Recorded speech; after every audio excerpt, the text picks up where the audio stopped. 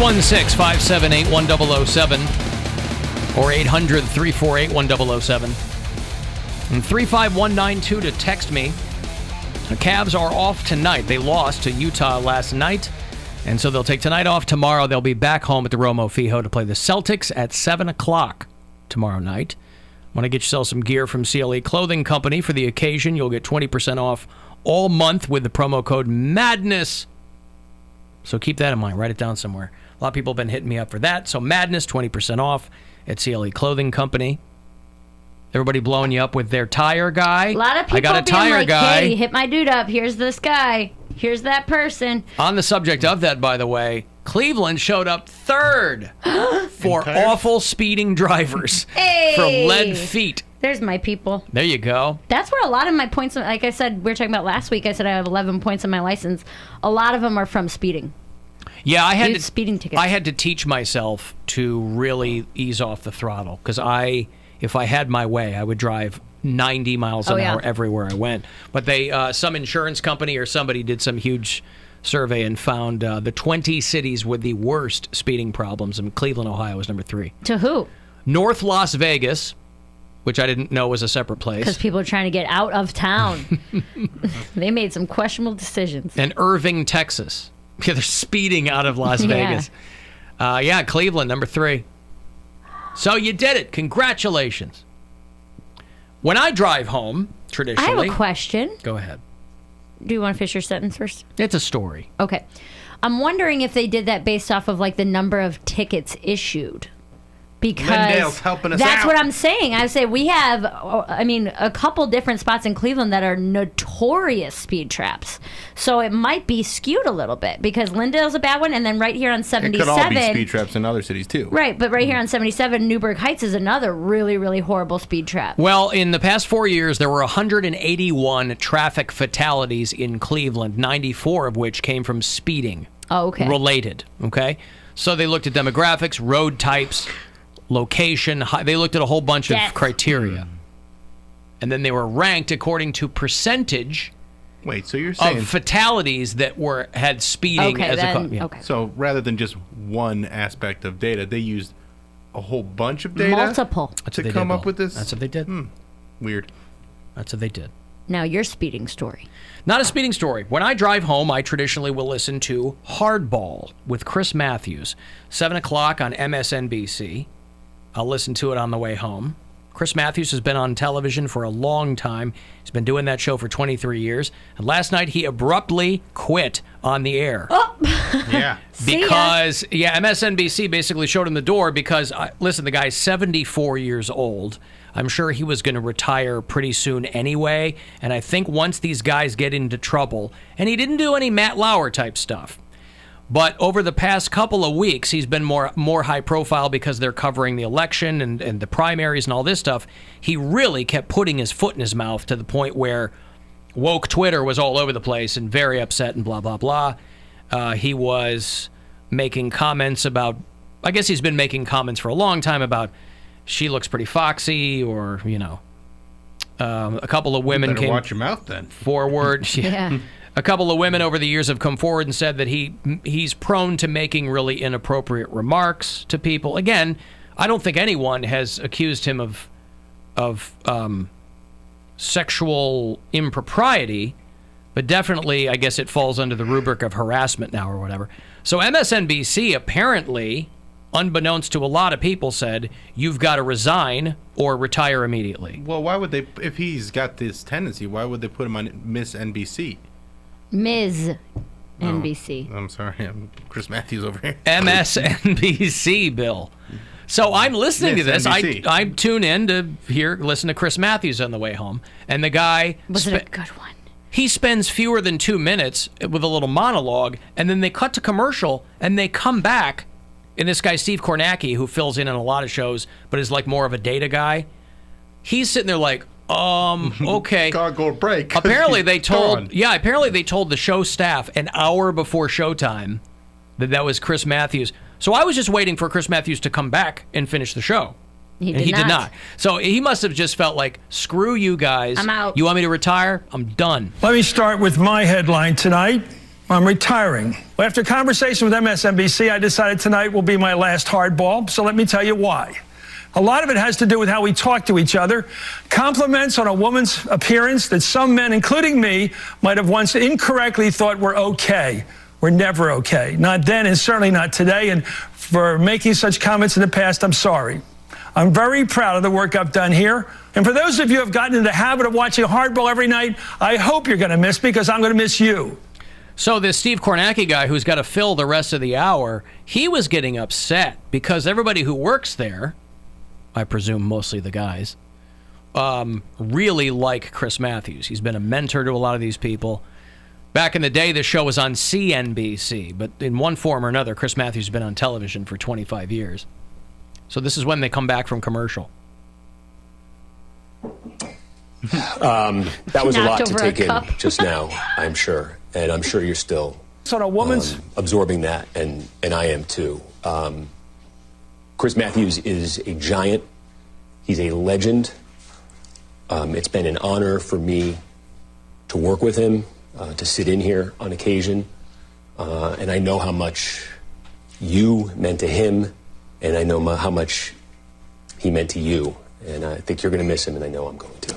A lot of people thought that Chris Mathews kind of pulled a dick move by not doing just the hour of the show, pulling Kornacki in to go, you're going to do the rest of the show. They have fun. Except those shows, they're pretty much, by the time showtime hits, they're on autopilot. They got the guests booked, the copies written. All you can put somebody else in there. I think they're going to put Shepard Smith in there because he left Fox News. Oh, yeah. And he's been kind of waiting it out. They let him out of his contract, but I wouldn't be surprised if MSNBC was moving Chris Mathews. You know, because some of the younger people that are on the network, they give them a lot more leeway. Chris Mathews, like I said, he's 74. You know, he's been putting his foot in his mouth a lot over the past couple of years. But you'd still be pissed. You'd be like, all right, no idea. Good night. Later. I'm shocked that cable news is still a thing. Not anymore. Still prints money, man. I know. It's They crazy. do. Yep.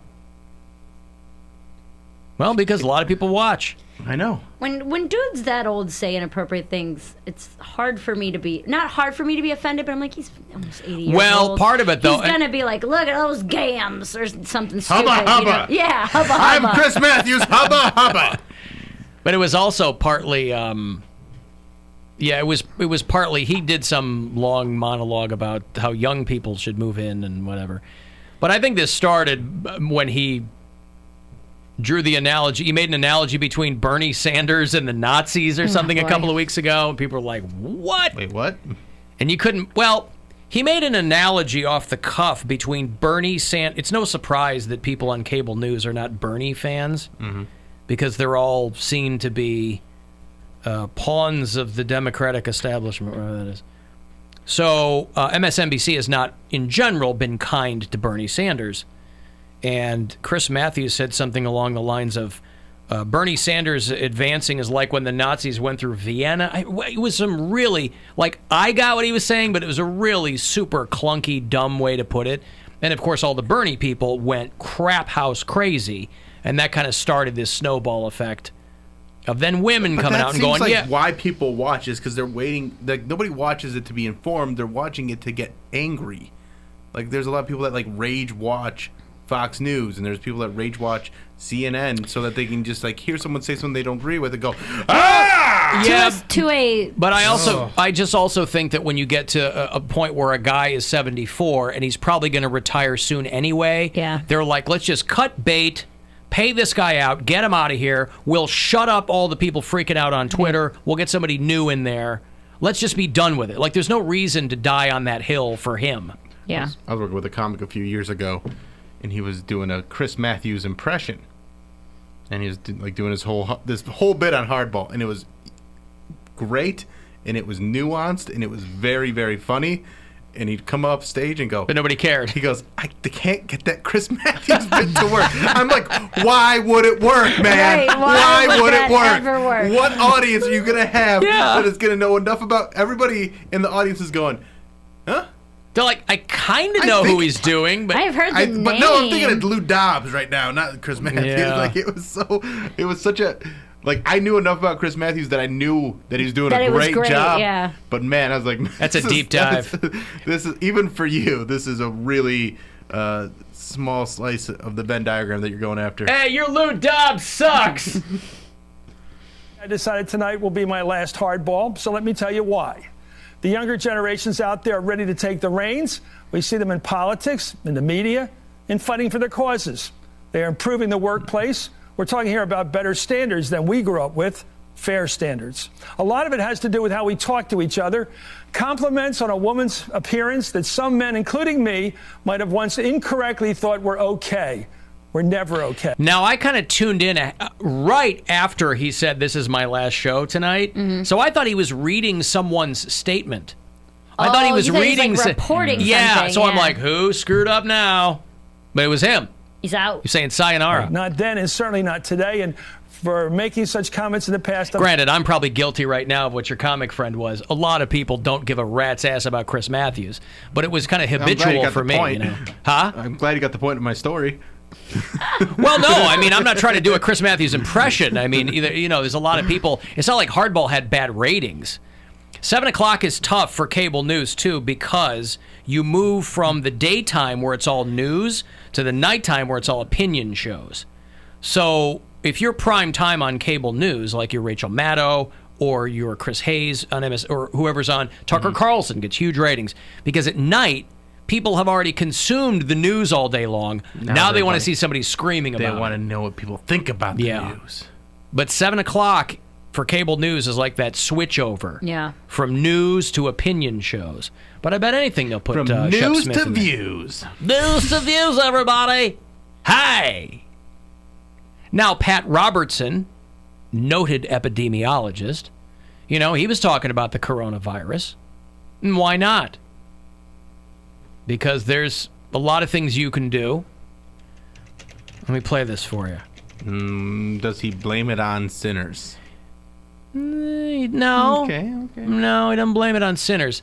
I feel like a lot of these people, some of the fringy guys that are doing like internet shows, they're the ones kind of still hanging from that branch. I think guys like Pat Robertson, I feel like they've kind of largely given up on the gays are responsible for tornadoes bit. Haven't they? I mean, even like him. I feel like... They're just saying whatever. I feel like he said that within like the past like 2 years. But he's also now sitting next to some young nubile blonde on these shows too, and so I think they're telling her what to say. Right, but I think even somebody who's young and wants a career in this, whatever it is going to go, look, I don't. It's like the young women at Fox News. They're like, I don't believe that. You know, Bernie's a communist. They don't buy it. Yeah. 80% of the immune system is in your gut. That's right. It's because these little bacteria along our gut lining, they produce antibodies that help us fight disease. And I just learned that on Wikipedia 5 minutes ago. Okay, but can we, real quick, he called it an immune system. Immune? All right, well, he's 900 years old. Yeah, but still. It's a little bit. If anybody can speak about the efficacy of your immune system, it's Pat Robertson, because like Bill said, he's 90 years old. Your immune This guy has system. lived through a lot. He thinks it's the moon. 80% of the immune system is... Yeah, that's the first thing I heard. I didn't even catch it. No, catch your you. immune system. The immune system. He sounds like something's in retrograde. Where's Good your night, immune Amun. system? The immune system. That's no moon. 80% of the immune system is in your gut. That's right. It's because these little bacteria along our gut lining, they produce... My gut is where all my feeling about the gays come from. I can feel it in my gut. My gut is where all my good ideas come from. Trust your gut. antibodies that help us fight disease. Now, ladies and gentlemen, I have in front of me, I got one of our gentlemen to go out and buy some stuff. These are things that you can get, and you can have a healthy gut.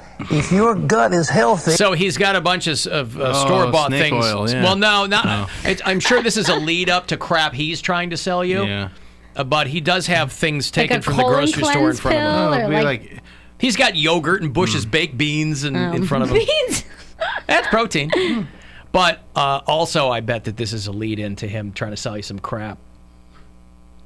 get Then Robertson you don't have to Silver. worry about corona. You get all this stuff together, and you make sure you're drinking, sweetening with stevia and not Splenda and those other things.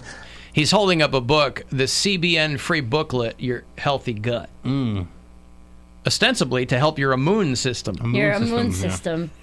And you're not drinking diet drinks, and you're not drinking Cokes, and you're not drinking 32-ounce Cokes, and you're not having drink Cokes or 32-ounce Cokes. No.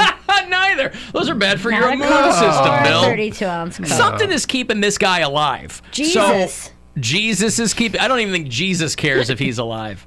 But something's keeping this guy alive. A healthy gut, Alan. Maybe he sleeps in a hyperbaric chamber every Stevia. night. Yeah. Which is not the same as sativa. We've confused those a couple times. I thought I was taking my stevia and somebody hooked me up with sativa. Talk about a feeling in your gut. Yeah, all of a sudden I'm dancing to Fish. And not the band, actual fish. Man, the way they swim with that tail back and forth. Marion Gordon, quote, Pat Robertson. His name's not Patrick. His name is it's Marion Marion Gordon. He is 89 years old. He Where looks. do you get Pat from Marion Gordon? Yeah, it's probably a nickname. My dad's name's Claredell. Everybody called him Craig. What do I know? Craig! Craig! Goes by Craig. Marion Gordon Pat Robertson. Man. You guys are too young to remember when he ran for president, aren't you? Yep, that's Mid-80s. news to me. 84 maybe? 88? Yeah. Pat Robertson for president. So what is the point of this? If you have a healthy gut, you can't get coronavirus? If you have a healthy gut, you can't get coronavirus. I think if you have a healthy gut, then you have a better immune system, which will help you fight off the coronavirus. By the way, I so wish it were true that black people couldn't get the coronavirus. Why? Because that would be an amazing bit of information for this whole thing. I'm like, right? ha! That's what you get, white man. Or whatever. Bullying Yeah. us all these years. We're gonna be the last one standing. Well, we got sickle cell anemia, can't get around that. Yeah, They're right? like, turns out we can't get the coronavirus. Not true, but man, I wish that was true. Me too. That would be an amazing bit of... I get half the strain. You talk That would be about an amazing variable of this. people being forced to retire. No newscaster would want to cover that. It would just be like, so it turns out... oh, boy. The African American Oh, boy. population is... tonight.